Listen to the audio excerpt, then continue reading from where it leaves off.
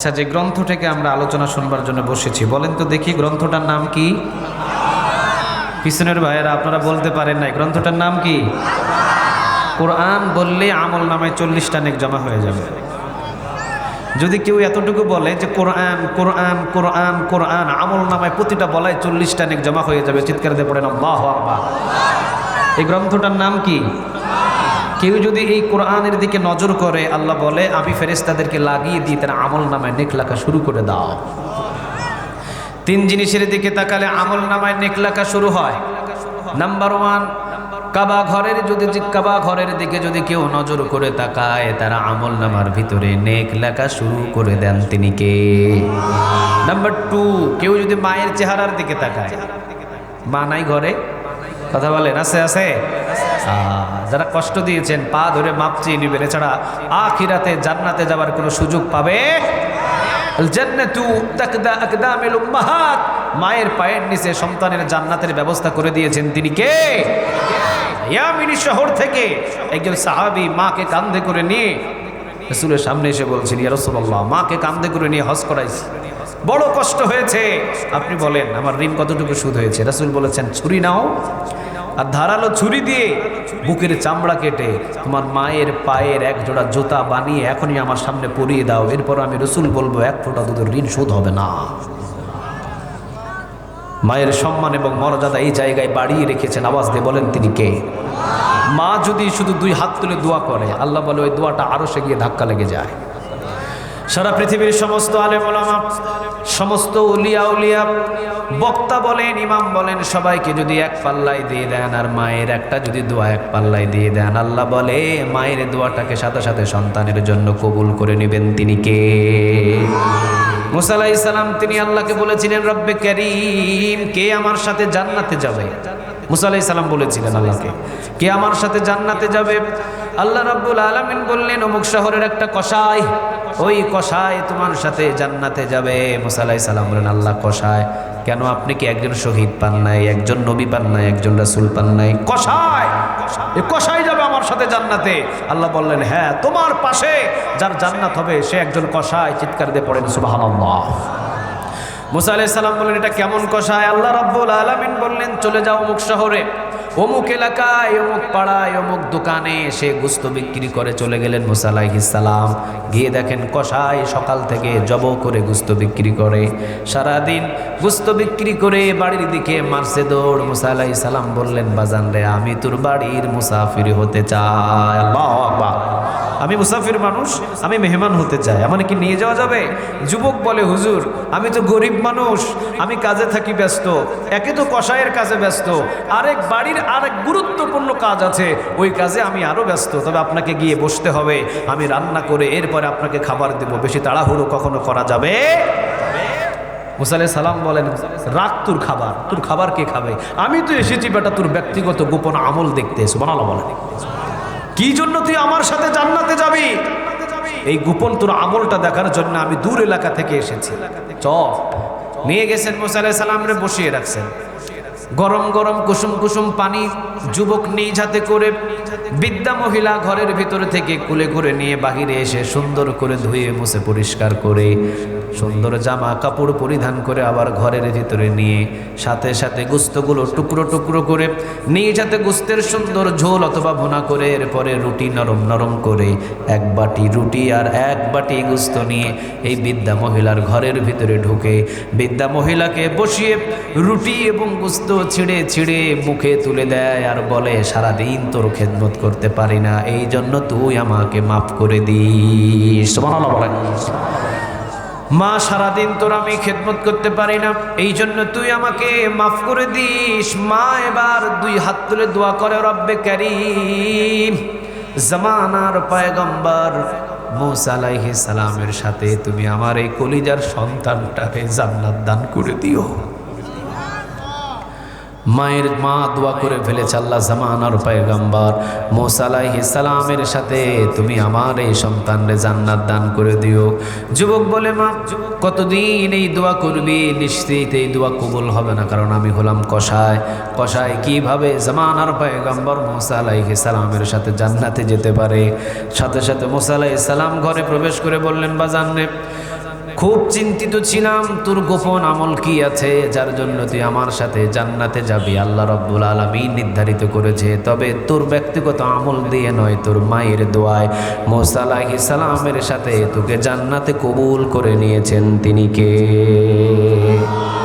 আমি মুসা আলাইহিস সালাম তোর মায়ের খেদমত করাই খুশি হয়ে তোর মা যেই দোয়া করেছে, দোয়ার ফজিলতে মুসা আলাইহিস সালামের সাথে জান্নাতি হিসাবে তোকে কবুল করেছেন। তিনি কে? তাহলে মায়ের চেহারা দেখে যদি নজর করেন, আমল নামায় নেক লেখা শুরু করে দেন। তিনি কে? 3 নম্বরে, এই কোরআনের দিকে যদি কেউ নজর করে তো আমল নামার ভিতরে নেক লেখা শুরু হয়ে যায়। চিৎকার দিয়ে বলেন আল্লাহু আকবার। তাহলে কোরআন তেলাওয়াত করলেও লাভ, কোরআনের দিকে তাকিয়ে থাকলেও লাভ, কোরআনটা ধরলেও লাভ। চিৎকার দিয়ে পড়েন সুবহানাল্লাহ। কোরআনের সাথে সম্পর্ক হলে লাভ বেশি না কম? আর একটু জোরে বলতে হবে, বেশি না কম? প্রমাণ সূরা ওয়াকিয়ার ৭৭ নম্বর আয়াত। কত নম্বর? ইন্নাহু লাকুরআনুন কারীম।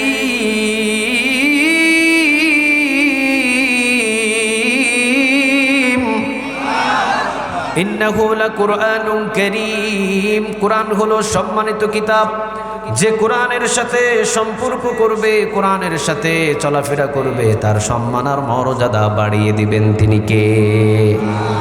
পৃথিবীতে যে কোরআনটা সবচেয়ে বেশি পাঠিত হয়েছে, এই গ্রন্থটার নাম কি? যে গ্রন্থটা সবচেয়ে বেশি ছাপানো হয়েছে, গ্রন্থটার নাম? পৃথিবী যে গ্রন্থটার জন্য মানুষ জীবন বেশি দিয়েছে, এই গ্রন্থটার নাম? পৃথিবীর ভিতরে যে গ্রন্থটা মানতে গিয়ে হামলা খেয়েছে, মামলা খেয়েছে, এই গ্রন্থ।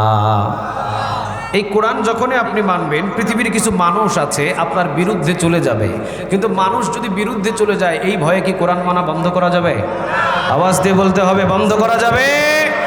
এই কোরআন মানতে গিয়ে হতে পারে আপনার বিরুদ্ধে রাষ্ট্র চলে যাবে, এই কোরআন মানতে গিয়ে হতে পারে আপনার বিরুদ্ধে প্রশাসন চলে যাবে, এই কোরআন মানতে গিয়ে হতে পারে আপনার বিরুদ্ধে সরকার চলে যাবে, এই কোরআন মানতে গিয়ে হতে পারে আপনার বিরুদ্ধে এমন কিছু মানুষ চলে যাবে যাদের সাথে আপনার ঘরের ভিতরে বসবাস, সারা পৃথিবী যদি আপনার বিরুদ্ধে চলে যায়। কোরআনটাকে ধরে রাখতে হবে, ঠিক না ঠিক? কোরআনটাকে কখনো ছেড়ে দেওয়া যাবে? আরো জোরে বলেন, ছেড়ে দেওয়া যাবে? তাহলে কোরআন আমরা বুকের ভিতরে ধরেছি, যতদিন জান্নাতে না যায় ততদিন এই কোরআন আমরা কেউ বুক থেকে ছেড়ে দেব। আর এই কোরআনটা হারিয়ে যাবে না, এই ঘোষণাটা দিয়েছেন। আওয়াজ দিয়ে বলেন তিনি কে? আল্লাহ রাব্বুল আলামিন বলেছেন পৃথিবীতে কোরআনের বিরুদ্ধে অসংখ্য দল তৈরি হবে।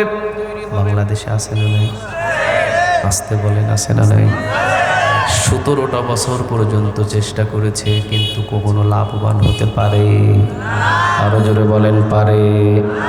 মনে করেছে কোরআনটাকে নিস্তব্ধ করে দিবে, কারণ কোরআনটাকে শেষ করা যায় না। এই কথাটা কার? ইন্না নাহনু নাযালনা যিকরা ওয়া ইন্না লাহু লাহাফিজুন।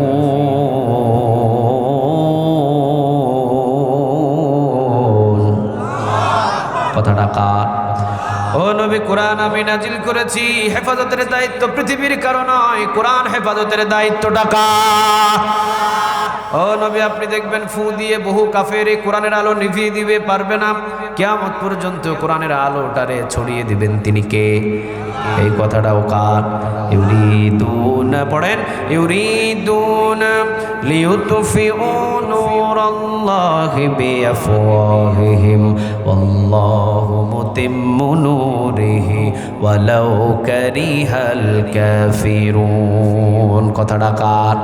ও নবী, আপনি দেখবেন কাফেরেরা ফু দিয়ে কোরআনের আলো নিভানোর জন্য চেষ্টা করবে, পারবে না। তারা চাইবে কোরআনের আলো নিভানোর জন্য, আর আল্লাহ রাব্বুল আলামিন নিজেই বলেন কোরআনের আলোটারে ছড়িয়ে দিবেন। তিনি কে? হামলা দিয়ে, মামলা দিয়ে, জেল দিয়ে, জুলুম দিয়ে কোরআনটারে বন্ধ করা যায় না, বরং কোরআনের আলো ছড়িয়ে দেওয়ার দায়িত্বটা কার? যদি আগুন লেগে ধ্বংস হয়ে যায়,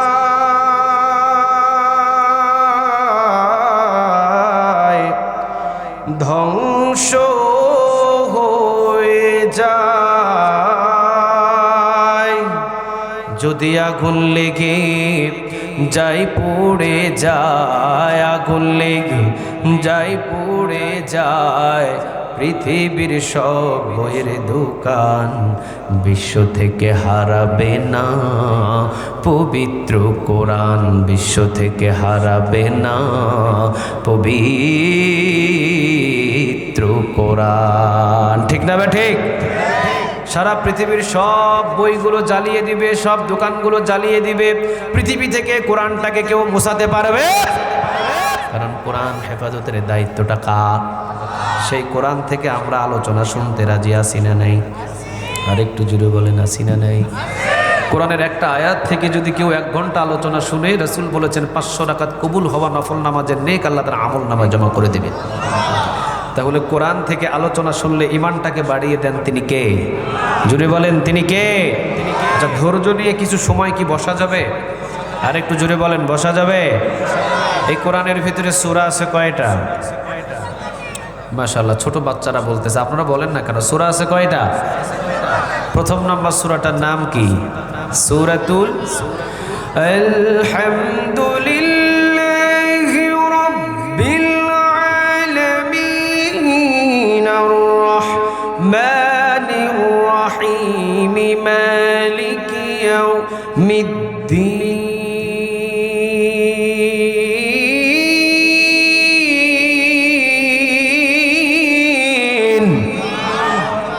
আলহামদুলিল্লাহি রাব্বিল আলামিন আর রহমানির রহিম মালিকি ইয়াউমিদ্দিন ইয়্যাকা না'বুদু ওয়া ইয়্যাকা নাস্তাঈন। এরপরে কি আছে? আর একটু জোরে বলেন, আরো একটু আওয়াজ দিয়ে বলেন। সূরাতুল ফাতিহা যদি কেউ একবার পড়ে, 7 পারা নয় 15 পারা কোরআন তেলাওয়াতের নেক তার আমল নামায় জমা করে দিবেন তিনি কে? লা সালাতা ইল্লা বিফাতিহাতিল কিতাব। এমন কোন নামাজ নাই যে সূরাতুল ফাতিহা ছাড়া হতে পারে। সূরাতুল ফাতিহা ছাড়া পৃথিবীর ভিতরে কোনো নামাজ নাই। লা সালাতা ইল্লা বিফাতিহাতিল কিতাব। এমন কোন নামাজ নাই যে সূরাতুল ফাতিহা ছাড়া হতে পারে। সূরাতুল ফাতিহা যদি বাঙালি বুঝতো, আজ এতদিন লাগতো না, বহু আগে কোরআন পার্লামেন্টে চলে যেত। চিৎকার দিয়ে বলেন ঠিক না ঠিক? সূরাতুল ফাতিহার সবচেয়ে দামি যেই পয়েন্ট সেটা হলো ইহদিনাস সিরাতাল। আর একটু জোরে বলেন ইহদিনাস সিরাতাল। অর্থ কি? সরল, সঠিক, সোজা জান্নাতের পথ কার কাছে চায়? আর একটু জোরে বলতে হবে কার? নামাজের ভিতরে আল্লাহু আকবার বলে যদি বলে আলহামদুলিল্লাহি রাব্বিল আলামিন আর রহমানির রহিম মালিকি ইয়াউমিদ্দিন ইয়্যাকা না'বুদু ওয়া ইয়্যাকা নাস্তাঈন সিরাতাল লাযীনা আন'আমতা আলাইহিম, নামাজ কি হবে? কথা বলেন, সবাই বলেন, নামাজ কি হবে? সূরাতুল ফাতিহার ভিতরে যদি কেউ ভুল খায় তাহলে সেখানে লুকমা পিছন থেকে মারবে, সম্ভাবনা বেশি না কম? সূরাতুল ফাতিহা যদি ভুল করে তাহলে কি নামাজ হবে? বাধ্যতামূলক আপনাকে পড়তে হবে ইহদিনাস সিরাতাল মুস্তাকিম, ইহদিনাস সিরাতাল মুস্তাকিম, ইহদিনাস সিরাতাল মুস্তাকিম। অর্থ হলো আল্লাহ জান্নাতের সোজা পথ তুমি আমাকে দেখাও। আচ্ছা, সোজা পথ দেখাতে পারেন তিনি কে? আর একটু জুড়ে বলেন তো তিনি কে?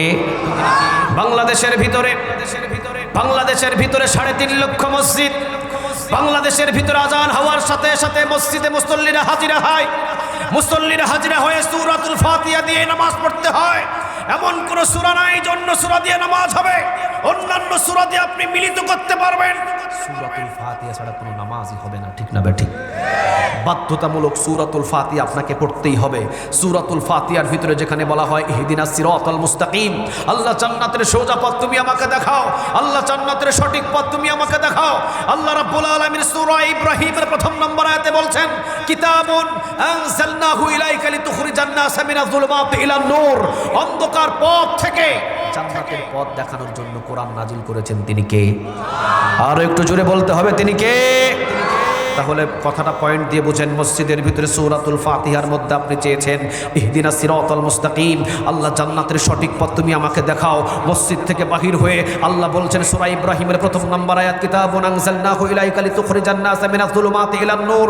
জান্নাতের সঠিক সোজা পথের নাম হলো কোরআন। আপনার উচিত ছিল মসজিদ থেকে বাহির হয়ে কোরআনটা বুকের ভিতরে নিয়ে ময়দানে কোরআনের আন্দোলনে নেমে যাওয়া। ঠিক না বেঠে?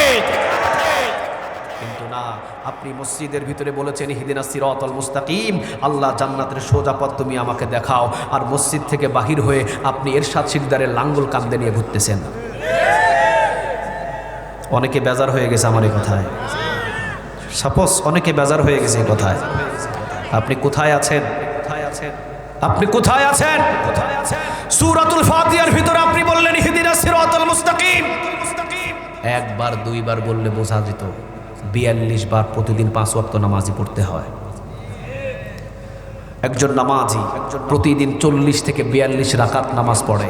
40 থেকে 42 বার তাকে পড়তে হয় ইহদিনাস সিরাতাল, আর একটু জোরে বলেন ইহদিনাস সিরাতাল মুস্তাকিম। তাহলে ইহদিনাস সিরাতাল মুস্তাকিম বলে সূরাতুল ফাতিহার ভিতরে আপনি আল্লাহর কাছে চাইলেন, আল্লাহ জান্নাতের সোজা পথ তুমি আমাকে দেখাও, আল্লাহ জান্নাতের সঠিক পথ তুমি আমাকে দেখাও। আল্লাহ বললেন, বান্দা জান্নাতের সঠিক পথ তুই যখন মসজিদে চেয়েছিস, যা জান্নাতের সঠিক পথ কোরআন। উচিত ছিল আবু বকর, ওমর, উসমানের মতো এই কোরআনটা বুকের ভিতরে নিয়ে সোজা পার্লামেন্টে হেঁটে যাওয়া, ঠিক না ঠিক? কিন্তু আপনি মসজিদে বললেন ইহদিনাস সিরাতাল মুস্তাকিম, আল্লাহ জান্নাতের সঠিক পথ তুমি আমাকে দেখাও। আল্লাহ যখন বললেন বান্দা মসজিদ থেকে বাহির হয়ে ধর নে এই যে জান্নাতের সঠিক পথ কোরআন, আপনি বললেন না আল্লাহ, এটা মানতে গেলে আমির হামজার মতো কলিজা থাকবে না। এই জন্য আমি এরশাদ কাকুর লাঙ্গলের ভোট করতেছি। আমি শুধু আপনাদেরকে টাচ দিয়ে বলে যেতেছি, আমি মসজিদের ভিতরে ইহদিনাস সিরাতাল মুস্তাকিম জান্নাতের সঠিক পথ চাইলাম নামাজের ভিতরে। আল্লাহ বললেন জান্নাতের সঠিক পথ হলো কোরআন, সেটার প্রমাণ সূরা ইব্রাহিমের 1 নম্বর আয়াত। আল্লাহ যখন বললেন জান্নাতের সঠিক পথ কোরআন, কোরআন নিয়ে বাহির হয়ে যাও। আবু বকর কোরআন নিয়ে মসজিদ থেকে বাহির হয়েছেন, ওমর কোরআন নিয়ে মসজিদ থেকে বাহির হয়েছেন, ওসমান কোরআন নিয়ে মসজিদ থেকে বাহির হয়েছেন, আলী কোরআন নিয়ে মসজিদ থেকে বাহির হয়েছেন। আপনিও যদি ইমানদার হন মসজিদ থেকে বাহির হয়ে কোরআনের আন্দোলনে শরীক হবেন, কিন্তু আপনি যদি আল্লাহর সেই কথার ভিতরে না থাকেন, মসজিদে বলেছেন একরকম, মসজিদ থেকে বাহির হয়ে আপনি যদি লাঙ্গল কান্দে নিয়ে ময়দানে ঘোরাফেরা করেন, আল্লাহ বলেন তোর মতো বাটপার পৃথিবীতে একটাও নাই। কারণ তুই বাটপারি পৃথিবীর কারো সাথে করলি না, বাটপারি করলি একজনের সাথে। আওয়াজ দিয়ে বলেন তিনি কে? আরো জোরে আওয়াজ দিয়ে বলতে হবে তিনি কে? ওমর রাদিয়াল্লাহু তাআলা আনহু মসজিদে নববীতে ইমামতি শেষ করে কোরআনটা বুকের ভিতরে ধরে পার্লামেন্টে, সুবহানাল্লাহ বলে। আর আমরা মসজিদে নামাজ শেষ করে মসজিদে বলি ইহদিনাস সিরাতাল মুস্তাকিম, আল্লাহ জান্নাতের সঠিক পথ তুমি আমাকে দেখাও। একদম নরম হয়ে হাত জোড় করে এতিমের মতো গোলামের মতো দাঁড়িয়ে বলি ইহদিনাস সিরাতাল মুস্তাকিম, আল্লাহ জান্নাতের সঠিক পথ তুমি আমাকে দেখাও। আল্লাহ যখন বল ইউসুফ আলাইহিস সালাম জেলখানায় গেলেন, টানা 10 বছরের বেশি সময় জেলখানায় থাকলেন। আল্লাহ বললেন ইউসুফ তোমাকে আমি জেলখানা থেকে বাহির করে আমি তোমাকে এই মিশরের ক্ষমতার চেয়ারে বসিয়ে দিব। চিৎকার দিয়ে বলেন আল্লাহু আকবার। ক্ষমতায় বসান তিনি কে? আবার নামান তিনি কে? কুলিল্লাহুম্মা মালিকাল মুলকি তুতিল মুলকা মা তাশাউ ওয়া তানজিউল মুলকা মিম্মা তাশাউ ওয়া তুইজ্জু মা তাশাউ ওয়া তুযিল্লু মা তাশাউ বিয়াদিকাল খায়র ইন্নাকা আলা কুল্লি শাইইন কাদির। কথাটা কার? ইজ্জত দিয়ে আমি, বেইজ্জত করি আমি, ক্ষমতার চেয়ারে বসাই আমি, আবার ক্ষমতা থেকে নামাই আমি। আসিসে মিশর বানিয়ে দিলেন ইউসুফ রে, খাদ্যমন্ত্রী বানিয়ে দিলেন ইউসুফ রে। 7 বছর পর্যন্ত মিশরের ভিতরে অভাব অনটন, ইউসুফের কাছে আছে খাদ্যের ভান্ডার। ইউসুফ ত্রাণ বিতরণ করা শুরু করলেন, মিশরের মানুষগুলো লাইন ধরে সবাই ত্রাণ নেওয়া শুরু করলেন। ইউসুফ আলাইহিস সালাম 1 সা 2 সা 3 সা করে ত্রাণ বিতরণ করে। কিন্তু হঠাৎ একজন ঘোড়াটাকে খুব দ্রুত গতিতে, ইউসুফ যেখানে ত্রাণ বিতরণ করে খুব দ্রুত গতিতে ইউসুফের সামনে এসে ঘোড়াটাকে ইউসুফের সামনে দাঁড় করিয়ে ইউসুফের সামনে ঘোড়া থেকে লাফ দিয়ে বস্তা কাঁধের উপর থেকে বাহির করে বললেন ইউসুফ আমাকে গম দেন। সুবহানাল্লাহ বলে। কি দেন? কথা বলে না, কি দেন? ইউসুফ আলাইহিস সালাম বললেন বাবা আমার কাছে তো গম নিতে হলে লাইনে দাঁড়াতে হবে। এ বলে যে আমি লাইনে দাঁড়িয়ে গম লাওয়া মানুষ নই, আমাকে গম দেন। চিৎকার দিয়ে বলেন আল্লাহু আকবার। মুখটা ছিল বাঁধা, মাথার ভিতরে ছিল কালো পাগড়ি পরিধান। তিনি বললেন ইউসুফ আমাকে গম দেন, আমাকে ত্রাণ দেন।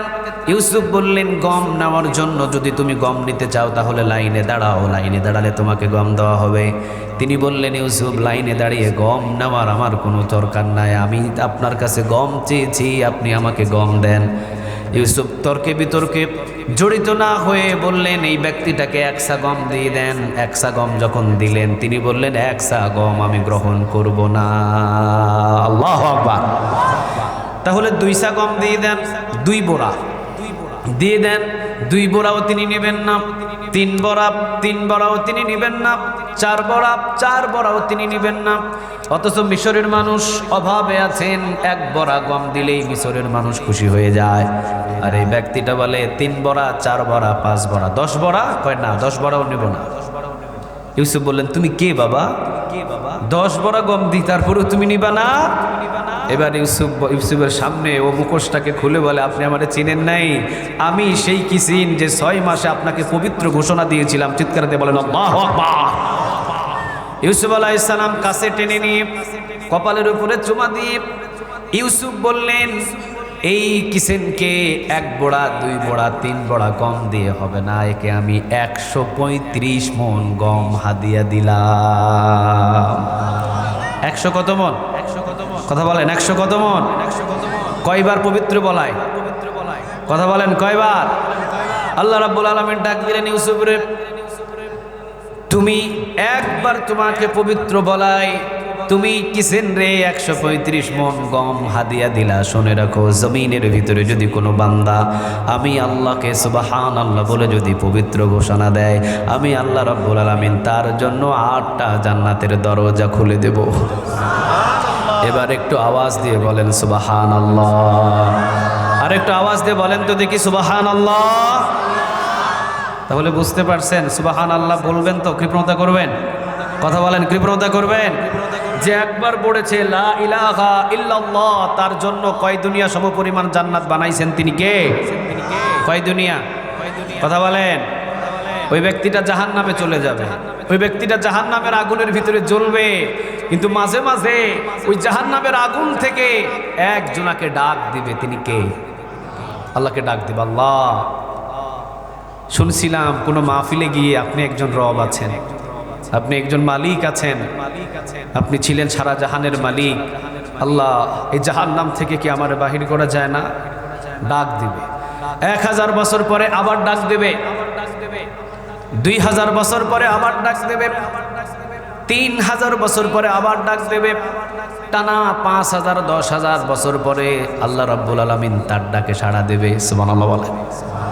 বলবে বান্দা কি চাস বল? সে বলবে রব্বে করিম, জাহান্নামের আগুন থেকে কি আমারে বাহির করা যায়? যদি দয়া হয় মায়া হয়, জাহান্নামের আগুন থেকে আপনি আমারে বাহির করে জাহান্নামের ওই দরজার ওই পাশে রাখেন, এতে আমি বান্দা খুশি হয়ে যাব।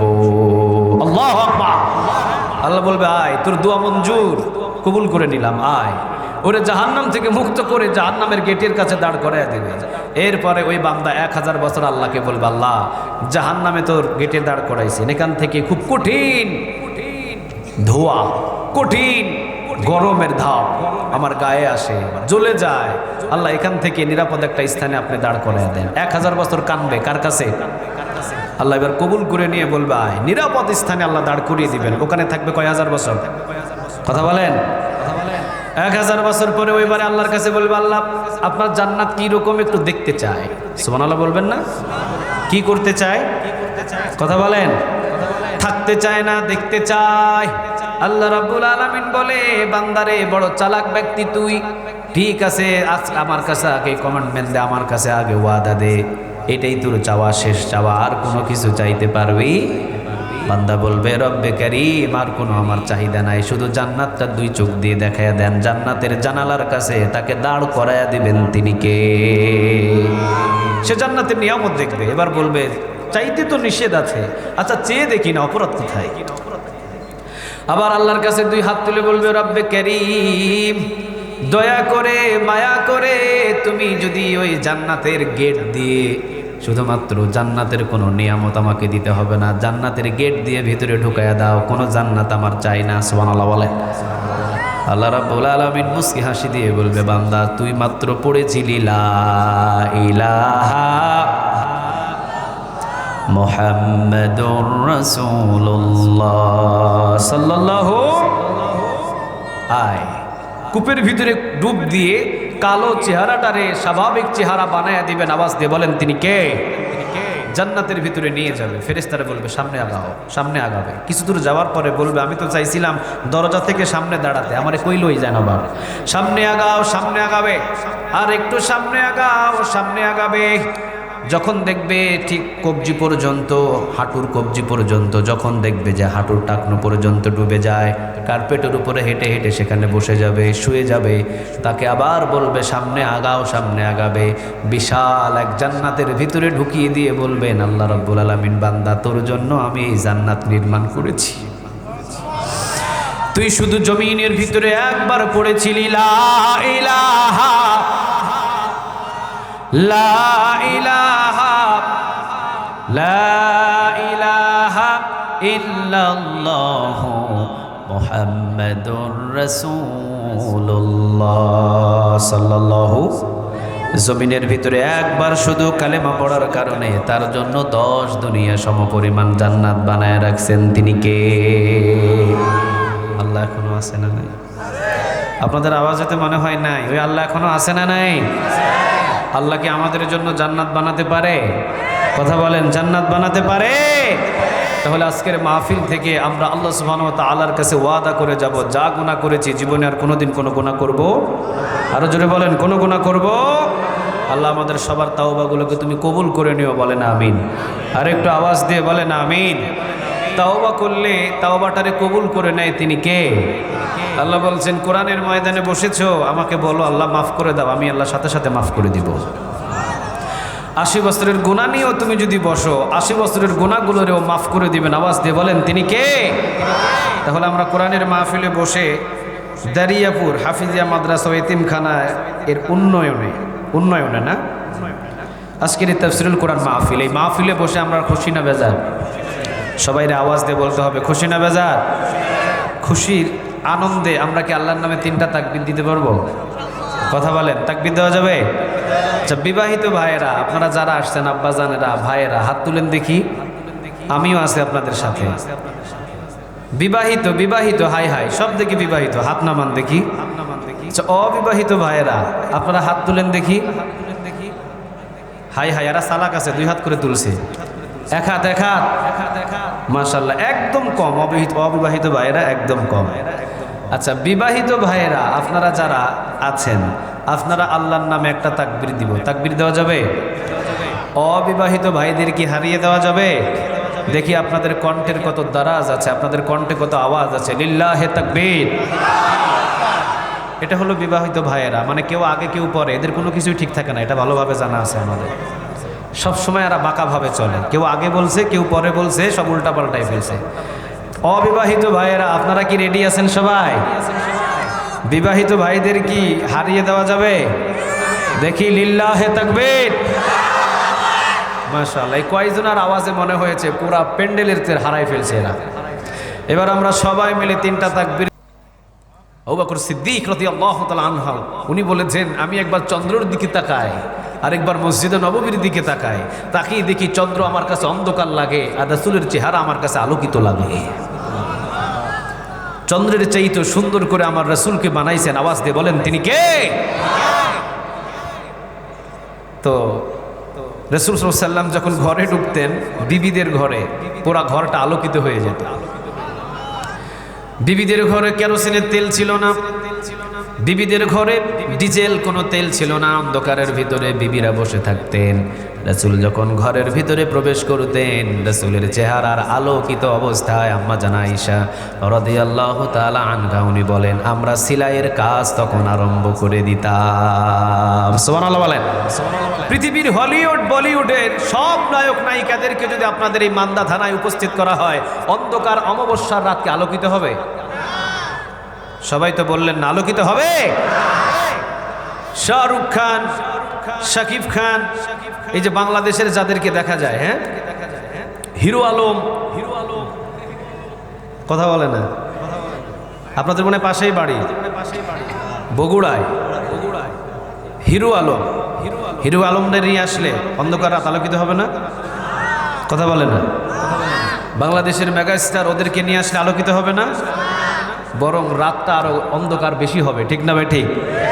আমার নবীর চেহারা এত সুন্দর ছিল, রাসূল যেখানে বসতেন আশেপাশে বিবিরা সেলাইয়ের কাজ আরম্ভ করে দিত। অন্ধকার রাতগুলোরে রাসূলের নূরের চেহারায় আলোকিত করে দিতেন তিনি কে?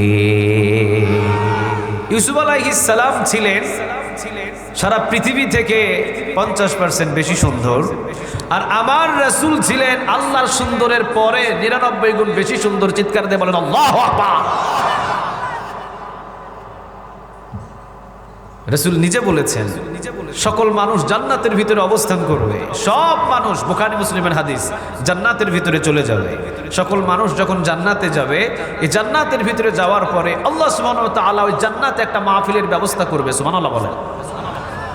সকল মানুষ জান্নাতীরা জান্নাতের মাহফিলে অবস্থান করবেন।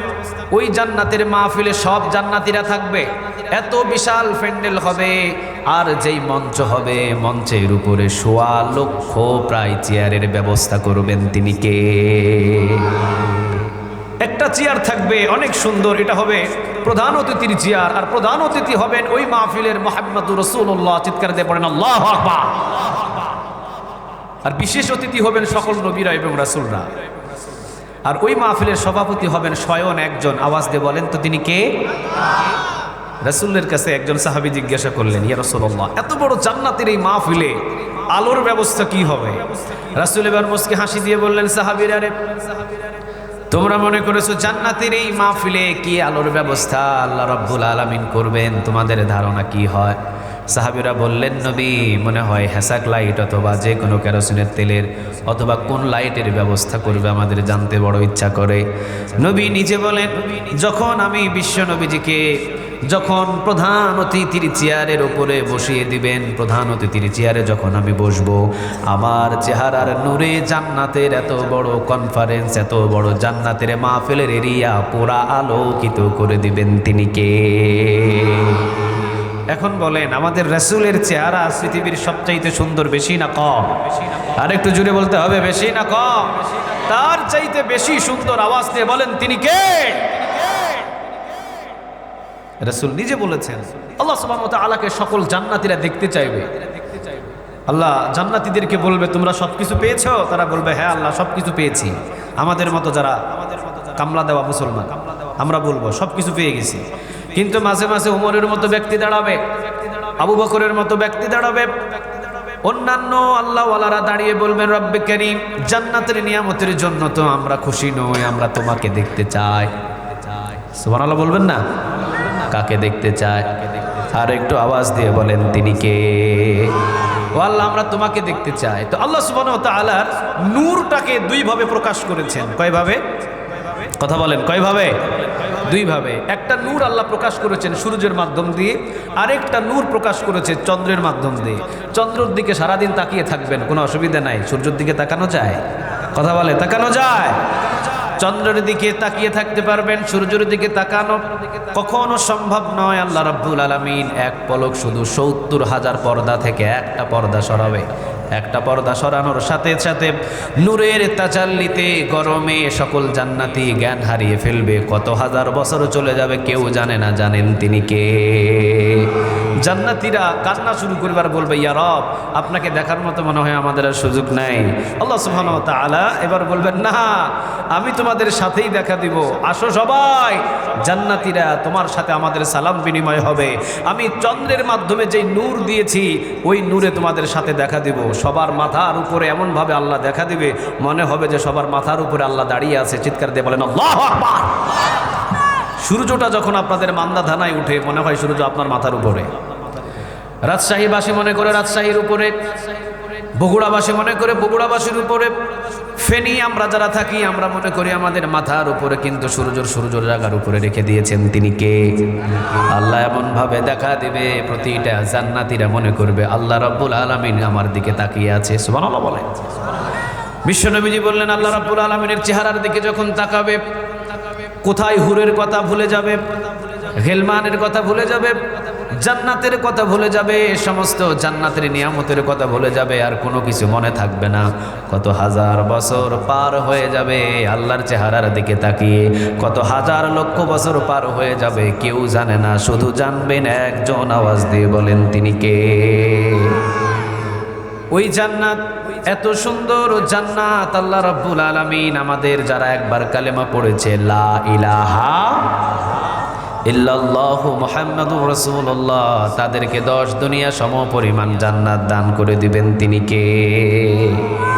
এই জন্য আমি বলেছিলাম আপনাদেরকে সুবহানাল্লাহ বলার জন্য। পড়েন দেখি সুবহানাল্লাহ। ওই যে ইউসুফ আলাইহিস সালাম মনে আছে আপনাদের? কথা বলেন, মনে আছে? আমি কিন্তু আলোচনা এই দিক থেকে এই দিকে নিয়ে যাব, কিন্তু সেপ আবার জায়গায় চলে আসবো, কিন্তু আপনাদের স্মরণ থাকতে হবে। মনে আছে? ইউসুফ দেখতে সুন্দর বেশি না কম? কথা বলেন, কথা বলেন, বেশি না কম? ইউসুফ আলাইহিস সালাম উনি অনেক সুন্দর ছিলেন। তো উনার দিকে জুলেখা দেখে পাগল হয়ে জুলেখা ইউসুফকে ভোগ করার জন্য ওনার নিজ কামরায় নিয়ে গেলেন। কিন্তু আল্লাহর নবীর কি ইচ্ছা করলে ভোগ করা যায়? কথা বলে না, ভোগ করা যায়? অসম্ভব। ইউসুফ আলাইহিস সালাম উনি আল্লাহ সুবহানাহু ওয়া তাআলার কাছে পানাহ চাইলেন। আল্লাহ বললেন যে ইউসুফ পিছনের দিকে দৌড় দাও, দরজা যতই তালা দেওয়া থাকুক দরজা খুলে দেওয়ার দায়িত্বটা কার? ইউসুফ আলাইহিস সালাম পিছনের দিকে দৌড় দিলেন, সব দরজা খুলে গেল। দরজা পার হয়ে দেখেন আজিজে মিশর জুলেখার স্বামীর সামনে উপস্থিত। আজিজে মিশর বলেন, ইউসুফ তুমি জুলেখার ঘরে কি করো? ইউসুফ বললেন, জুলেখা আমারে ডাকছে। পিছন থেকে জুলেখা এসে ইউসুফের দিকে তাকিয়ে আজিজে মিশর জুলেখার স্বামীকে বলছেন, দেখছেন দুধ কলা খাওয়ায়া কালসাপ পালছি। নাউজুবিল্লাহ বলেন। আপনার বিবির দিকে নজর করেছে ইউসুফ, আজই কারাগারের ভিতরে বন্দী করেন। আজিজে মিশর রাগান্বিত হলেন ইউসুফের উপরে। ইউসুফ পড়ে গেলেন বিপদে। কিন্তু বিপদে পড়লে মুমিন বান্দা একজনের কাছে পানাহ চাই, তিনি কে? ইউসুফ আলাইহিস সালাম বললেন, আল্লাহ এখন আমার করণীয়। আল্লাহ বললেন, ইউসুফ চিন্তা করো না, জুলেখার ফুফাতো বোন পাশের রুমে 6 মাসের শিশু নিয়ে বসে আছে। এই 6 মাসের শিশুটার নাম হলো কিসেন। এই কিসেন আজকে বলে দিবে রাতের ঘটনার অপরাধীকে। পৃথিবীর কোনো মানুষের দরকার নাই, 6 মাসের বাচ্চার জবান থেকে আমি বাহির করে দিব। আল্লাহু আকবার। ইউসুফ আলাইহিস সালাম বলেন, আমার প্রমাণ আছে। আজকে রাতের বেলা দোষীকে। কি প্রমাণ? আজিজে মিশর বললেন, কোথায় প্রমাণ? ইউসুফ বললেন, 6 মাসের শিশু কিসেন, ওই কিসেনকে নিয়ে আসেন। কিসেনই বলবে আজকে রাতের অপরাধীকে। কিসেনকে আনা হলো। কিসেনের মাথা ইউসুফ আলাইহিস সালাম হাত বুলিয়ে দিতেই কিসেন পড়ে নিলেন। কার বাণী? আর একটু জোরে বলেন, কার?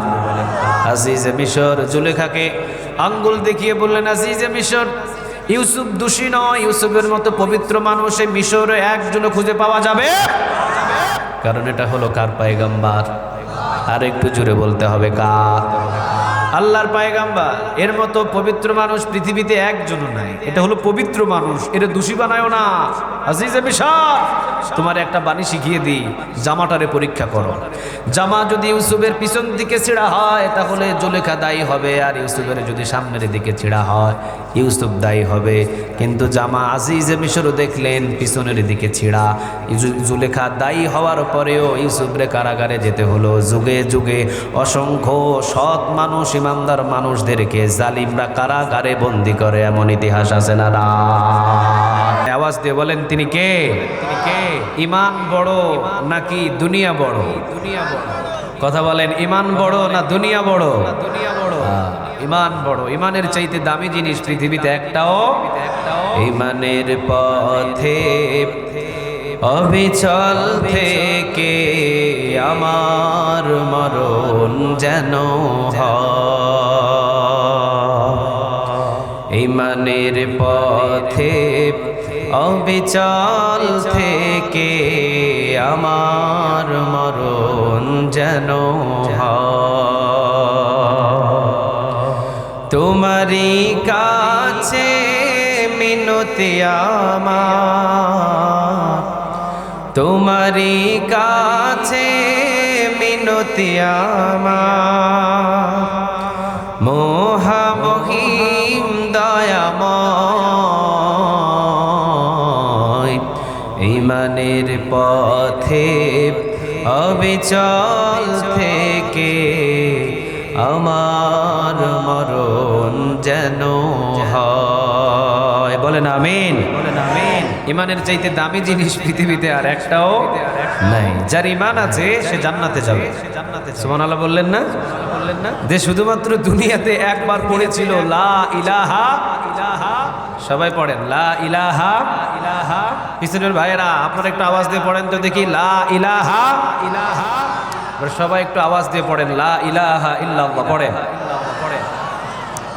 মুহাম্মাদুর রাসূলুল্লাহ। আল্লাহ বলে আমি তাকেও জান্নাতে ঢুকাবো। সুবহানাল্লাহ।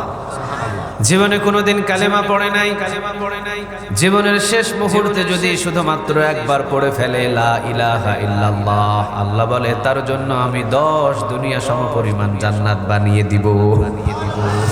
আমাদের পৃথিবীতে যতগুলো আপন আছে তার চাইতে আমাদের আপন একজন বেশি। আওয়াজ দিয়ে বলেন তিনি কে? ওনার মতো আপন পৃথিবীতে আমাদের কেউ নাই। সুবহানাল্লাহ বলেন। ছেলে আমার আপন, মেয়ে আমার আপন, বিবি আমার আপন, মা আমার আপন, বাবা আমার আপন, কিন্তু এই আপনগুলো কখনো কবর পর্যন্ত যেতে পারবে? মা বাবা কেউ কবরে যাবে না, ছেলে যাবে না, মেয়ে যাবে না, বিবিও যাবে না, কিন্তু কবরে আপনার একজন আপন আছেন। তিনি কে? একদিন মাটির ভিতরে হবে ঘর রে মন আমার, কেন বাঁধো দালান ঘর রে মন আমার, কেন বাঁধো দালান ঘর। প্রাণ পাখি উড়ে যাবে পিঞ্জর ছেড়ে,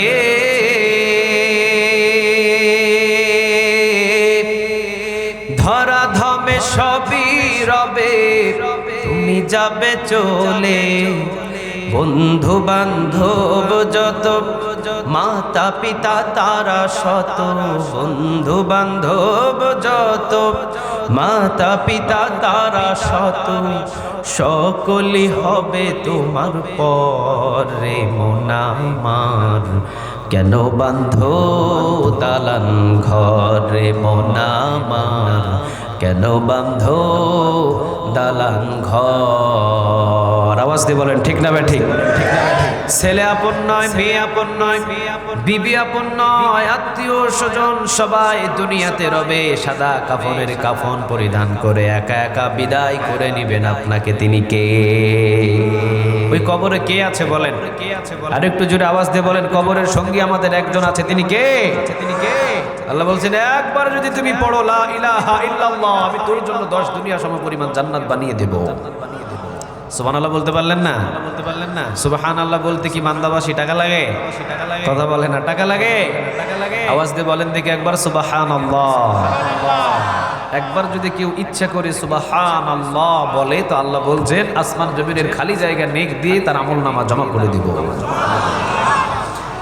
সুবহানাল্লাহ অর্থটা হলো আমার আল্লাহ পবিত্র। সুবহানাল্লাহ অর্থ কি? কে পবিত্র? আর একটু জোরে বলেন। ওনার মতো পবিত্র সারা পৃথিবীতে কেউ আছে? কথা বলেন, কেউ আছে? কোন মুসল্লি আছে? কোন বক্তা আছে? কাবা ঘরের ইমাম আছে? পৃথিবীর সব থেকে পবিত্র একজন। আওয়াজ দিয়ে বলেন তিনি কে? ওনার ভিতরে কোনো হিংসা নাই। যে ওনার বিরোধিতা করে তারেও খাওয়ায়, যে আল্লাহর গোলামি করে তারেও খাওয়ায়। আওয়াজ দিয়ে বলেন ঠিক না ঠিক?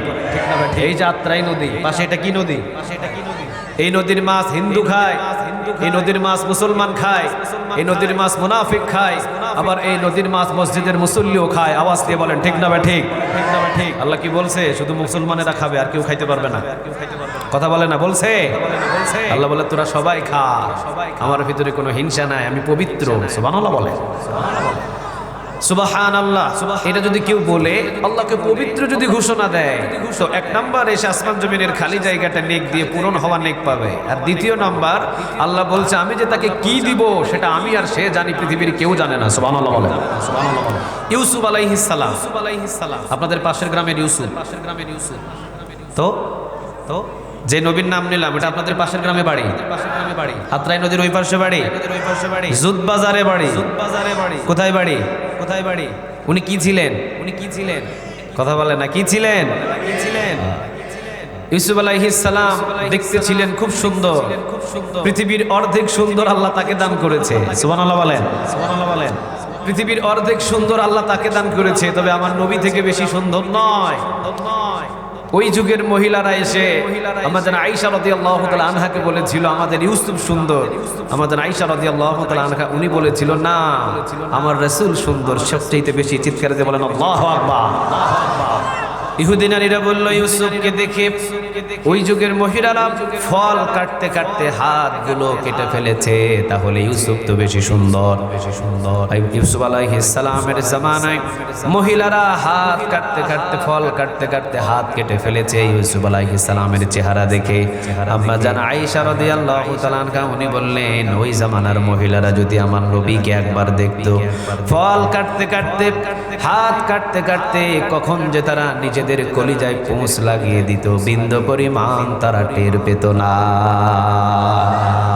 ইউসুফরে দেখে হাত কাটা যায়, কিন্তু ইউসুফরে দেখে ক্ষুধা নিবারণ হয় না। আর আমার রাসূলের চেহারা দেখে দিনের পর দিন সাহাবীরা খাবারের কথা ভুলে গেছে। চিৎকার দিয়ে বলেন আল্লাহু আকবার, আল্লাহু আকবার। বললেন বান্দা তুই যখন মসজিদের একদিনে ৪২ বার আমার কাছে জান্নাতের সঠিক পথ চাইলি, এই যে নে কোরআনটা হলো জান্নাতের সঠিক পথ। এই পথের ভিতরে কোনো বাধা নাই, এই পথের ভিতরে কোনো চৌমোহনী নাই, এই পথের ভিতরে কোনো আঁকা বাঁকা নাই। ধরবি দুনিয়ায়, মানতে পারলে সোজা চলে যাবে জান্নাতে। নে এই কোরআনটা নে। আপনি যখন আল্লাহ বলছেন কোরআনটা নে, তখন আপনি বলতেছেন আল্লাহ এই কোরআন মানতে গেলে নবীর মতো ভালো মানুষ তায়েফের ময়দানে মার খেতে হয়েছে, আমি তো মার খেতে পারবো না। এই কোরআন মানতে গিয়ে আমির হামজার কলিজা থাকে নাই। এই কোরআন মানতে গিয়ে বিশ্বনবীজিকে ৩ বছরেরও বেশি জেল খাটতে হয়েছে। এই কোরআন মানতে গিয়ে বিশ্বনবীজির মাথায় পাথর দিয়ে আঘাত করা হয়েছে। এই কোরআন মানতে গিয়ে বিশ্বনবীজির 2টা দাঁত শহীদ করে দেওয়া হয়েছে। এই কোরআন মানতে গিয়ে সুমাইয়াকে জীবন দিতে হয়েছে। এই কোরআন মানতে গিয়ে খুবাইবকে জীবন দিতে হয়েছে। এই কোরআন মানতে গিয়ে খাব্বাবের কোমর চালিয়ে দেওয়া হয়েছে। যদি এই কোরআন মানতে গিয়ে আমাকেও আল্লামার মতো 13 বছর কারাদণ্ডে বন্দী রাখা হয়, আমি বন্দী থাকতে রাজি আছি, কিন্তু কোরআন আমি বুক থেকে ছাড়তে রাজি নাই। ঠিক না বেঠে? যারা এই কোরআনটা মসজিদে আল্লাহর কাছে সরল পথ চেয়ে মসজিদ থেকে বাহির হয়ে কোরআনটা বুকের ভিতরে নিয়ে মসজিদে বাহির হয়ে কোরআনের আন্দোলনে শরিক হবে, হামলা আসবে, মামলা আসবে, জেল আসবে, জুলুম আসবে, অত্যাচার আসবে, দেশ ছাড়া লাগতে পারে, ফাঁসির মঞ্চে ঝোলা লাগতে পারে, এমনকি বাংলাদেশ থেকে পালিয়ে অন্য কোনো রাষ্ট্রে বসবাস করা লাগতে পারে। আওয়াজ দিয়ে বলতে হবে কোরআন বুক থেকে ছাড়া যাবে। আর যারা মসজিদে বলতেছে ইহদিনাস সিরাতাল মুস্তাকিম, আল্লাহ জান্নাতের সঠিক পথ তুমি আমাদের দেখাও, মসজিদ থেকে বাহির হয়ে এরশাদ শিকদার কাকুর লাঙ্গলটা কাঁধে নিয়ে ওর ভোট করতেছে আর ঘুরতেছে, ওর এরশাদ শিকদারের ওর আইন বাস্তবায়ন করার জন্য চেষ্টা করতেছে, কিন্তু আল্লাহর জান্নাতে যাওয়ার পথের আইন বাস্তবায়নে সে ব্যস্ত নাই। ঠিক না? আল্লাহ বলতেছেন তোর মতো বাটপার পৃথিবীতে একটাও, আওয়াজ দিয়ে বলেন না, তোর মতো বাটপার পৃথিবীতে একটাও। কারণ বাটপারিটা পৃথিবীর কারো সাথে হয় নাই, বাটপারিটা হয়েছে একজনের সাথে। আওয়াজ দিয়ে বলতে হবে তিনি কে? আর একটু আওয়াজ দিয়ে বলতে হবে তিনি কে? আল্লাহ রাব্বুল আলামিন বলছেন, এবার কান খাড়া করে শুনেন। মসজিদের ভিতরে তুমি বলেছো ইহদিনাস সিরাতাল মুস্তাকিম, একটা আয়াত থেকে শুধু আপনাদেরকে একটু মেসেজ দিয়ে যায়, ইহদিনাস সিরাতাল মুস্তাকিম। মসজিদের ভিতরে তুমি চেয়েছো জান্নাতের সোজা পথ, মসজিদ থেকে বাহির হয়ে তুমি যদি কোরআনটা ভুলে গিয়ে তুমি যদি মানুষের বানানো সংবিধানের আইন বাস্তবায়ন করার জন্য ভোট করো, বোঝা যাবে তোমার মতো বাটপার পৃথিবীতে একজনও নাই। ঠিক না বেঠে? আমার কথা নয়, কথাটা কার? আর একটু আওয়াজ দিয়ে বলতে হবে কথাটা কার? আল্লাহ বলছেন মসজিদের ভিতরে আমাকে বললা সরল পথ আমি চাই, মসজিদ থেকে বাহির হয়ে তোমাকে সরল পথ দেওয়া হয়েছে, তুমি এই সরল পথ ভুলে গিয়ে তুমি মানুষের বানানো আইন জমিনে বাস্তবায়ন করতে চাচ্ছ। তুমি তো মুমিন নয়, তুমি তাগুত। এটা আমার কথা নয়, কার কথা? প্রমাণ দিয়ে কথা বলবে, এটা কার কথা? আল্লাহ রাব্বুল আলামিন এবার বলছেন সূরা আল বাকারার 256 নম্বর আয়াত, আল্লাহ রাব্বুল আলামিন বলছেন ফামাইয়াকফুর বিত্তাগুতি ওয়া ইউমিন বিল্লাহ। বলেন কথাটা কার? তাগুতের বিষয়ে আল্লাহ রাব্বুল আলামিন সূরা আন-নাহলের 36 নম্বর আয়াতে বলছেন ওয়ালাকাদ বাআসনা ফি কুল্লি উম্মাতির রাসূলা আন ইবুদুল্লাহা ওয়াজতানিবুত তাগুত। কথাটা কা এই তাগুতকে, এই বিষয়টা আমাদের আজকে জানতে হবে। সময় দিবেন তো ইনশাআল্লাহ? কথা বলেন, সময় দিবেন তো ইনশাআল্লাহ? এই তাগুতকে আমাদের জানতে হবে। তাগুত আপনার ডানে বসে আছে, তাগুত আপনার বামে বসে আছে, তাগুত আপনার সামনে বসে আছে, তাগুত আপনার পিছনে বসে আছে। তাগুত কখনো জান্নাতে যাবে না, এটা নিশ্চিত। এই তাগুতকে, এই তাগুতদেরকে আজকে আমরা চিনে যাব ইনশাআল্লাহ। আর একটু জোরে বলেন ইনশাআল্লাহ। আল্লাহ রাব্বুল আলামিন বলছেন, ওয়ালাকাদ বাআসনা ফি কুল্লি উম্মাতির রাসূলা। যুগে যুগে সূরা আন-নাহলের 36 নম্বর আয়াত। ওয়ালাকাদ বাআসনা ফি কুল্লি উম্মাতির রাসূলা। যুগে যুগে আমি নবী এবং রাসূলদেরকে দুনিয়াতে পাঠিয়েছি। সর্বপ্রথম সব নবীদেরকে দুইটা দাওয়াত দেওয়ার ঘোষণা দিয়েছি। জুড়ে বলেন কয়টা? একটু আওয়াজ দিয়ে মান্দাবাসী বলতে হবে কয়টা? সর্বপ্রথম যে দাওয়াতের নিশান দিয়েছেন, সর্বপ্রথম নবী এবং রাসূলদের যে দাওয়াতের নিশান দিয়েছেন, দাওয়াতের নিশান ছিল কয়টা? আল্লাহ রাব্বুল আলামিন বলছেন, ওয়ালাকাদ বাআসনা ফি কুল্লি উম্মাতির রাসূলা। এই কান আমার দিকে দেখান, আমার দিকে মনোযোগ দেন। ওয়ালাকাদ বাআসনা ফি কুল্লি উম্মাতির রাসূলা।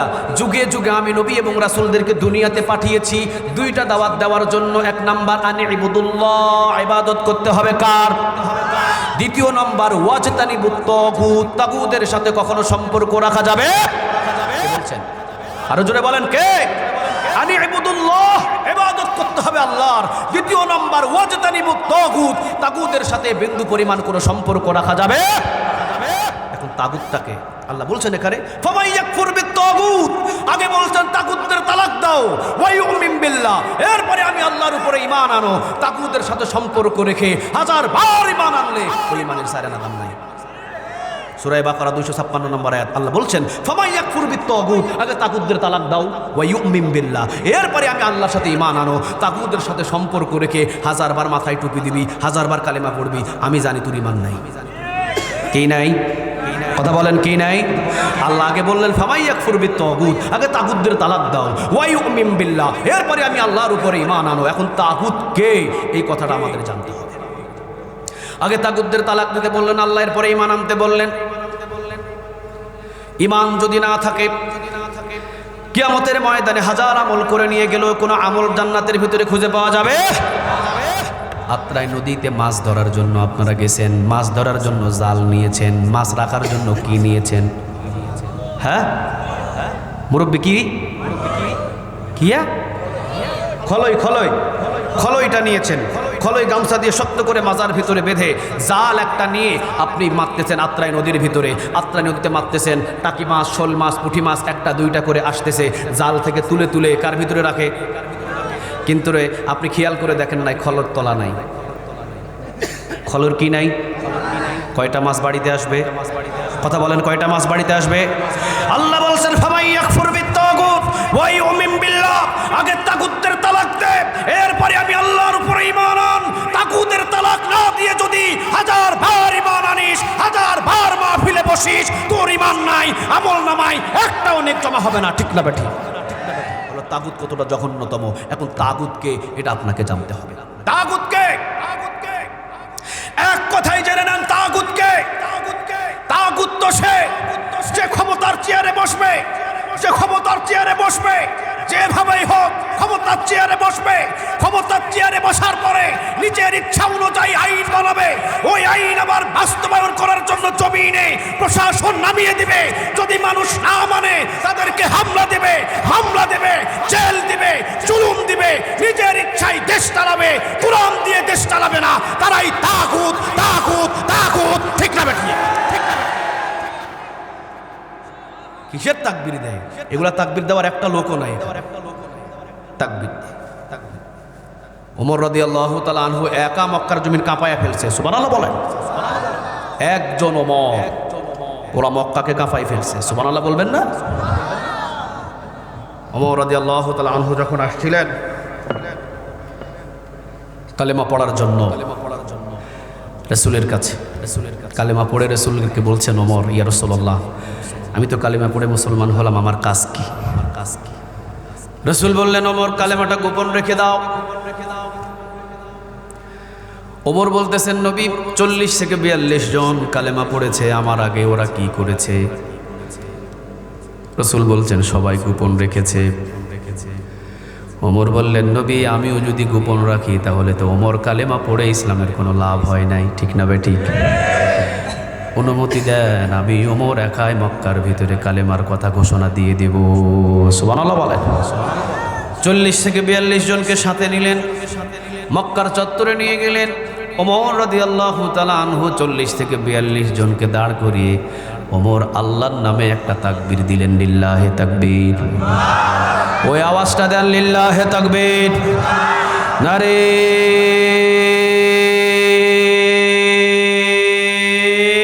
তাকবীর। সারা মক্কা নাড়া পড়ে গেছে, থরথর করে কাঁপুনি ছুটে গেছে। আবু জেহেল দৌড় দিয়েছেন, কার এত বড় বুকের পোটা মক্কার ভিতর আল্লাহর নামে ধরে দেয়। আবু জেহেল সামনে এসে দেখে ওমর এমন ব্রেক ধরছে, টায়ার পোড়া গন্ধ ছুটে গেছে। সুবহানাল্লাহ বলবেন না? ওমর রাদিয়াল্লাহু তাআলা আনহু বললেন, আবু জেহেল দাঁড়ালা কেন, আসো সামনে আগাও। ওমর সামনে আগায়, কিন্তু আবু জেহেল সামনে আগায় না, কারণ আবু জেহেল ভালোভাবে জানে ওমরের মুখ চলার আগে কি চলে। আর একটু জোরে বলেন, কি চলে? ওমর রাদিয়াল্লাহু তাআলা আনহু বললেন, বহু জ্বালান জ্বালিয়েছো, বহু কষ্ট দিয়েছো। ওমর আজকে কালেমা পড়েছে, এই কালেমার প্রচার আজ থেকে গোপন থাকবে না, ওমরের সামনে প্রকাশ্যে কালেমার কথা চলবে। বিশ্বনবী ওমরের এই কালেমার দাওয়াতের ঘোষণা দেখে রাসূল বললেন, ওমর তুমি তো ওমর নও, তুমি ওমরে ফারুক, মানে সত্য আর মিথ্যার ভিতরে পার্থক্যকারী। সুবহানাল্লাহ বলে। ওমর রাদিয়াল্লাহু তাআলা আনহু যদি একাই পুরা মক্কাকে নাড়া দিয়ে ফেলতে পারে, আমরা তো সেই ওমরের উত্তরসূরি, আমরাও তো সেই ওমরের উত্তরসূরি। আসেন না 3 বার তাকবীর দিয়ে এই ময়দানকে কাঁপিয়ে ফেলি। লিল্লাহে তাকবীর, লিল্লাহে তাকবীর, নারে তাকবীর। কিছুদিন আগে যেই ময়দানগুলোতে আল্লাহু আকবারের ধ্বনি দিতে গিয়েছিলাম, ওই ময়দানগুলোতে বাধা দিয়েছে। এখন তো আর কোনো বাধা নাই। কথা বলেন না কেন? আছে? আল্লাহু আকবারের ধ্বনি শুনেই বাম দিক থেকে চিলি পাশে হুজুর এটা দেওয়া যাবে না, বাম দিক থেকে চিলি পাশে হুজুর এটা দেওয়া যাবে না। কেন? কয় চাপ আছে। আমি বললাম কোথায় থেকে চাপ আছে? কয় আছে। আমি বললাম কোথায় থেকে চাপ আছে? অমুক চাপ দিয়েছে, তমুক চাপ দিয়েছে। আমি বললাম আপনাকে চাপ দিয়েছে জমিন থেকে, আর আমাকে আরশে আজিম থেকে চাপ দিয়েছেন তিনি কে? আল্লাহু আকবারের ধ্বনি থাকবে। যেহেতু আমার জন্ম হয়েছে, জন্মের প্রথম দিন আমার এক কানে আজান, এক কানে একামত দিয়ে আমার কানে বুঝিয়ে দেওয়া হয়েছে এটা দিয়েই তোমার জীবন শুরু, ঠিক না ঠিক? আবার যেদিন দুনিয়া থেকে বিদায় হব, সেই দিন সমস্ত মানুষ জানাজার নামাজে দাঁড়িয়ে আল্লাহু আকবারের ধ্বনি দিয়ে আমাকে বিদায় দিয়ে দিবে। কথা বলেন নাকি? আল্লাহু আকবারের ধ্বনি শুনে আমার জীবন শুরু হয়েছে, আল্লাহু আকবারের ধ্বনি শুনে আমার জীবন শেষ হয়েছে। মাঝখানে আল্লাহু আকবারের ধ্বনির বিরুদ্ধে যদি কেউ কথা বলে, তাদের সাথে আমাদের কোনো সম্পর্ক নাই। এই জন্য আমি মাঝে মাঝে নাস্তিকদের বলি, যারা আল্লাহু আকবারের ধ্বনির বিরুদ্ধে ওই ঢাকা শহরে টকশোর ভিতরে পুলিশ পাহারা দিয়ে, র‍্যাব পাহারা দিয়ে, সেনাবাহিনী পাহারা দিয়ে ওই নাস্তিকগুলো আল্লাহর বিরুদ্ধে, কোরআনের বিরুদ্ধে, ইকামতে দ্বীনের বিরুদ্ধে কথা বলে, আমি বলি পুলিশ পাহারা দিয়ে, র‍্যাব পাহারা দিয়ে ঢাকা শহরের ভিতরে আল্লাহর বিরুদ্ধে কথা নয়। বুকের যদি পাটা থাকে, রাজশাহী বিভাগের ভিতরে এসে ইসলামের বিরুদ্ধে কথা বল, বুকের চামড়া নিয়ে ঢাকা যেতে পারবি না। জায়গা মতো এসে কথা বল, সোজা পায়ে হাঁটার সুযোগ পাবি না, ঠিক না ঠিক? জাগতে হবে মুসলমান, উমরের উত্তরসূরি আবার জাগতে হবে। 3.5 লক্ষ বাংলাদেশের মসজিদ, এই বাংলাদেশের মসজিদের ইমামগুলো যদি জেগে যেত, বাংলার জমিনের বহু আগে কালেমার পতাকা উড়ে যেত। ওমর রাদিয়াল্লাহু তাআলা আনহু হাতের ভিতরে তরবারি নিয়ে খুতবা দিয়েছে। সুবহানাল্লাহ বলেন। আর তুমি হাতের ভিতরে তরবারি তো দূরের কথা, হক কথা কও না। তুমি হক কথা কইলে বলে চাকরি চলে যাইব। তো তোর চাকরি করতে কইছে কে? মেম্বার ছেড়ে দে, তোর মতো সুযোগ বাস ইমামের দরকার নাই। হক কথা বলার জন্য খতিবের প্রয়োজন, তোমার মতো সুযোগ বাস ইমাম ছেড়ে দাও। হক কথা বলার জন্য খতিব এখানে তৈরি হয়ে যাবে, ঠিক না ঠিক? 3.5 লক্ষ মসজিদ বাংলার জমিনের ভিতরে, এই 3.5 লক্ষ মসজিদের ইমামগুলো যদি কোরআনের রাজনীতির হক কথা যদি সুযোগ খুঁজে যদি সবাইকে বুঝিয়ে দিত, আরে বাংলাদেশের 3.5 লক্ষ মসজিদের মুসল্লিরাই তো কালেমার পতাকা উড়াইয়া দিত। কিন্তু না, সুযোগ বুঝে কথা বলেন ওনারা। আল্লাহ আমাদের সবাইকে তৌফিক দান করুক, বলেন আমিন। আর একটু জোরে বলেন আমিন।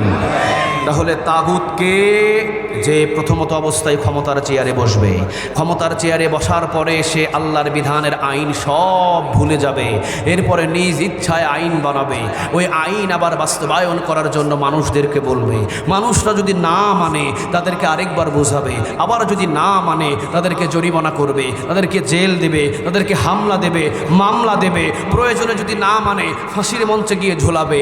এরাই তাগুত। কথাটা কার? আরো একটু জোরে বলতে হবে, কথাটা কার? উদাহরণ যদি দিই তাহলে বুঝে নেবেন। আমার গাড়ি নওগাঁ শহর থেকে রাজশাহী শহরের দিকে রওনা দিয়েছে। রসুলের সুন্নাহ হলো ডান দিকে চলাচল করা, রসুলের সুন্নাহ হলো ডান দিক দিয়ে চলাচল করা।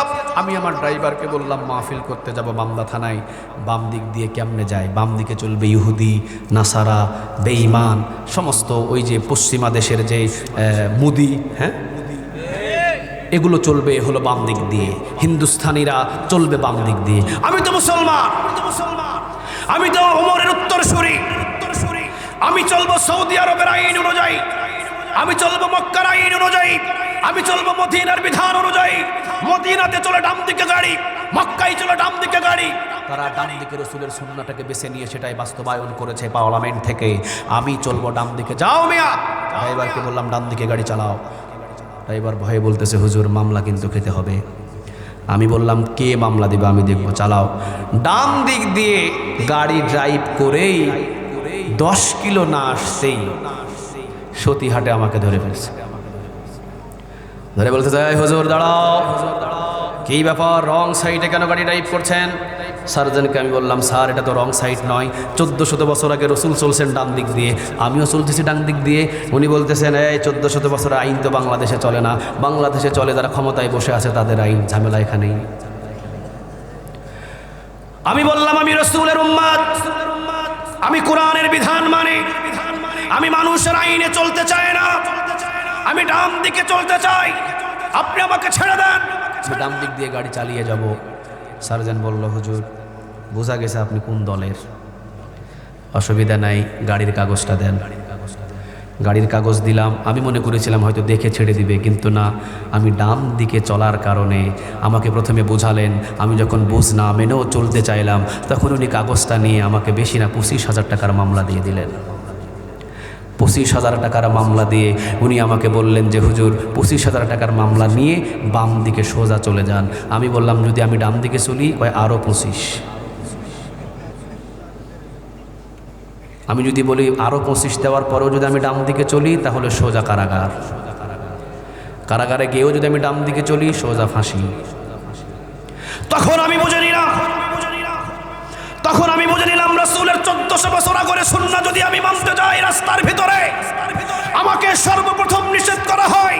নিষেধ না মানলে 25,000 টাকার মামলা দেওয়া হয়, নিষেধ না মানলে আরো 25,000 টাকার মামলা দেওয়া হয়, নিষেধ না মানলে কারাগারে ঢোকানো হয়, ওই নিষেধ না মানলে ফাঁসি দিয়ে শেষ করে দেওয়া হয়। আমি বুঝে নিলাম আবু বকরের, আমি বুঝে নিলাম আবু জেহেলের, আবু লাহাবের, উতবা, সাইবার আইন আমি দেখি নাই, তাগুদের আইন আমি পড়েছি। এখন দেখতেছি যারা কোরআনের আইন বাস্তবায়ন না করে নিজের ইচ্ছাকৃত আইন বাস্তবায়ন করে জমিনের উপরে আমাকে মানতে বলে, না মানলে 25,000 টাকার মামলা দেয়, এই আইনটাই তাগুদের আইন। আওয়াজ দিয়ে বলেন ঠিক না ঠিক? আজকেই যদি আপনাদের গ্রামের ভিতরে একটা ছেলে দোকানে চুরি করে, আপনারা সমাজবাসী যদি চুরি করলে হাত কেটে দাও, আইনটা কার? ওই আইন অনুযায়ী যদি হাত কেটে দেন, সবার বিরুদ্ধে রাষ্ট্রীয় মামলা হয়ে যাবে। কেন হবে? কারণ এই আইনটা পার্লামেন্ট থেকে জারি না আইন। এই জন্য আপনাদের সবাইকে রাষ্ট্রীয়ভাবে মামলা দিয়ে সবাইকে ধরে নিয়ে যাবে। তাহলে আল্লাহ বলল চুরি করলে হাত কেটে দাও, অথচ রাষ্ট্র আপনার বিরুদ্ধে মামলা দিচ্ছে। বোঝা যায় রাষ্ট্র নিজ ইচ্ছায় একটা আইন বানাইছে, আল্লাহর কোরআনের আইন সে বাস্তবায়ন করতে দিচ্ছে না। ঠিক না বেঠিক? যারা রাষ্ট্রীয়ভাবে নিজের ইচ্ছায় আইন বানায়, আল্লাহর কোরআনের আইন মানতে গেলে হামলা দেয়, মামলা দেয়, আল্লাহ বলছেন ওরাই তাগুত। ওরাই কি? আর ওই তাগুত থেকে আল্লাহ বলছেন সূরা আল বাকারার 256 নম্বর আয়াত, ফামাই ইয়াকফুরু বিত-তাগুত, আগে তাগুতের তালাক দাও, ওয়া ইউমিন বিল্লাহ, এরপরে আমি আল্লাহর উপরে ঈমান আনো। তুমি জমিনের ভিতরে ভোট করো এমন একটা দলের যারা নিজের ইচ্ছায় আইন বানায়, ওই আইন অনুযায়ী দেশ চালাতে চায়, আল্লাহর কোরআন বাস্তবায়ন হতে দেয় না। তুমি তো তাগুত, তোমার তো ঈমানই নাই। হাজারবার সিজদা। আল্লাহ বলছেন তাগুতদের তালাক দে আগে, ওয়া ইউমিন বিল্লাহ, এরপরে আমি আল্লাহর উপরে ঈমান আন। তাগুতদের সাথে সম্পর্ক রেখে হাজারবার মসজিদে তুই নামাজ পড়বি, কোনো নামাজ কবুল হবে না, কারণ তোর খলায়ের কি নাই? কথা বলেন কি নাই? এই জন্য আজ থেকে এখান থেকে বুঝতে হবে, মসজিদের ভিতরে সূরাতুল ফাতিহাতে আপনি যা বলেছেন ইহদিনাস সিরাতাল মুস্তাকিম, আল্লাহ জান্নাতের সঠিক পথ আমি তোমার কাছে চাই, মসজিদ থেকে বাহির হয়ে জান্নাতের সোজা পথ বুকের ভিতরে ধারণ করে, এটা যতদিন পর্যন্ত বাংলার জমিনে এই কোরআনের আইন বাস্তবায়ন না হবে ততদিন পর্যন্ত আন্দোলন চালিয়ে যেতে হবে। প্রয়োজনে ঘর ছাড়বো, প্রয়োজনে বাড়ি ছাড়বো, প্রয়োজনে কারাগারে বন্দী রাখবো, প্রয়োজনে জীবন দিয়ে দিব, কোরআনটাকে কখনো বুক থেকে ছেড়ে দিব না। সবাই রাজি আছে তো মুসলমান? ডান দিকে আমাদের জান্নাত, বাম দিকে আমাদের জাহান্নাম। যদি আপনি তাগুদের সাথে সম্পর্ক করেন, বাম দিকে জাহান্নামে চলে যাবেন। আর যদি আপনি কোরআনটা মসজিদ থেকে বাহির হয়ে সরল পথ বুকে ধারণ করেন, আপনি কোথায় যাবেন? কথা বলেন, কোথায় যাবেন? জান্নাতের দিকে রওনা দিলেন। কোরআনটা আমরা বুকের ভিতরে ধরে নিলাম, হাত কান খাড়া করে শুনেন, কোরআনটা আমরা বুকের ভিতরে ধরে নিলাম, কোরআন দিয়ে রওনা দিলাম জান্নাতের দিকে। হঠাৎ লাল সালোয়ারওয়ালা আপনার সামনে এসে হাজির হয়ে বলবে, আব্বাজান তোমার বুকের ভিতরে কি? আমি বললাম এটা কোরআন, কোরআন মেনে আমি জান্নাতে যাচ্ছি। উনি বলতেছেন লাল সালোয়ারওয়ালা, আরে কোরআন মেনে জান্নাতে যেতে লাগলে দাঁত থাকে না, কোরআন মেনে জান্নাতে যেতে লাগলে সাইদির মতো ভালো মানুষ নাবিতে পুশ করে ইঞ্জেকশন দিয়ে তাকে হত্যা করা হয়, কোরআন মানতে গেলে বহু নির্যাতন হতে হয়। আসো মিয়া, কোরআন মেনে জান্নাতে যাওয়ার দরকার নাই, আমরা লাল সালোয়ার পরি, লাল সালোয়ার মাথায় বান্ধি, বছর অন্তর আমাদের দরবারে একটা উরুস হয়, উরুসের ভিতরে পীর সাহেবের গা ধোয়া পানি, গু মুত সব কিছু খাওয়া হয়, খাওয়ার পরে যে এক গ্লাস খাবে সে জান্নাত কনফার্ম পেয়ে যাবে। বছর অন্তর একটা গরু আমাদের দরবারে দিয়ে দিবা, জান্নাত কনফার্ম। রাস্তাটা কি সঠিক না ভুল? রাস্তাটা কি সঠিক না ভুল? কিন্তু অরুস শরীফে ওই রাস্তা দিয়ে হাজার মানুষ জান্নাতে যাওয়ার জন্য সেখানে ভিড় জমায়, এমন মানুষ বাংলাদেশে আছে না নাই? আর একটু জোরে বলেন, আছে না নাই? আর একটু জান্নাতের সোজা পথ নিয়ে যখন আমি জান্নাতের দিকে রওনা দিলাম, আরেকজন কালো সালোয়ার মাথায় বেঁধে চলে এসেছে। উনি বলছেন, আরে ও তো বলছে একটা গরু দিতে হবে, আমাদের দরবারে আসলে গরু দিয়ে জান্নাত হয় না, আমাদের দরবারে ছাগল দিলেই জান্নাত হয়ে যায়। এই রাস্তাটাও সঠিক না ভুল? আরেকজন এসে বলতেছেন কোনো দরকার নাই, আমাদের দরবারে এসে পীর সাহেবের হাতে মুরিদ হইবা, পীর সাহেব যেভাবে বলবে ওইভাবে চলবা, জান্নাত কনফার্ম। এই রাস্তাটাও সঠিক না ভুল? আমি বললাম কোনো সঠিক রাস্তা আমার দরকার নাই, সঠিক রাস্তা মানুষ দেখাতে পারে না, সঠিক রাস্তা দেখাইয়া দিয়েছেন, আওয়াজ দিয়ে বলেন তিনি কে? কোরআনটা বুকের ভিতরে নিয়ে যখন আমি জান্নাতের দিকে রওনা দিলাম, 36 রাইফেল 10 জন কালো পোশাক পরিধান করা প্রশাসনের লোক এসে আমার বাম বুকের ভিতরে ধরে 36 রাইফেলের গুলি আঘাত না করে আমাকে বলতেন, তোমার বুকের ভিতরে কি? আমি বললাম কোরআন। সে বলছে তোমার বুকের ভিতরে কোরআন, তোমার বুকের ভিতরে থেকে যদি কোরআনটা না ছেড়ে দাও, 36 রাইফেলের গুলি দিয়ে তোমার বুকটাকে এখনই ক্রস ফায়ার দিয়ে তোমাকে এখানে শেষ করে দেব। 36 রাইফেলের গুলির ভয়ে যদি আমি কোরআনটা ছেড়ে দিই, জান্নাতে যাওয়া যাবে? আরো জোরে বলতে হবে, জান্নাতে যাওয়া যাবে।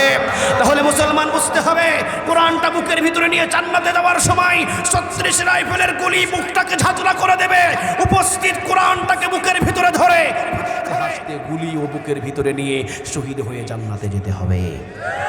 আল্লাহ যেন আমাদের সবাইকে কবুল করে, বলেন আমিন। আর একটু জোরে বলেন আমিন। তাহলে সূরাতুল ফাতিহার ছোট্ট একটা আয়াত থেকে ইহদিনাস সিরাতাল মুস্তাকিম, আল্লাহ জান্নাতের সোজা পথ তোমার কাছে আমরা চাই। আল্লাহ জান্নাতের সঠিক পথ কি দিয়েছেন? আর একটু জোরে বলেন। কিতাবুন আনজালনাহু ইলাইকা লিতুখরিজান নাসা মিনাজ যুলুমাতি ইলান নূর, সূরা ইব্রাহিমের 1 নম্বর আয়াত। আল্লাহ বলছেন মানুষদেরকে অন্ধকার পথ থেকে, আঁকাবাঁকা পথ থেকে, অন্ধকার সমস্ত ভুল পথ থেকে জান্নাতের সোজা একটা রাস্তা দেখানোর জন্যই আমি কোরআন নাজিল করেছি। একটা আওয়াজ দিয়ে বলেন সুবহানাল্লাহ। এই জন্য এই কোরআন বুকের ভিতরে নিয়ে আমরা সবাই একসাথে জান্নাতে যেতে চাই। সবাই রাজি আছি না নাই? আল্লাহ আমাদের প্রত্যেককে কবুল এবং মঞ্জুর করুক, বলেন আমিন। কোরআনের হক শুধুমাত্র কোরআনের হাফিজিয়া মাদ্রাসা করলে আদায় হবে না, কোরআনের হক শুধুমাত্র তেলাওয়াত করলে আদায় হবে না, কোরআনের হক শুধুমাত্র একজন হাফেজকে জাকির রেখে খাওয়ালে আদায় হবে না। কোরআনের হক শুধুমাত্র মসজিদে তেলাওয়াত করলে আদায় হবে না, কোরআনের হক শুধু ঘরে তেলাওয়াত করলে আদায় হবে না। কোরআন পাঠিয়েছেন আল্লাহ রাষ্ট্র পরিচালনা করার জন্যে। যতদিন রাষ্ট্র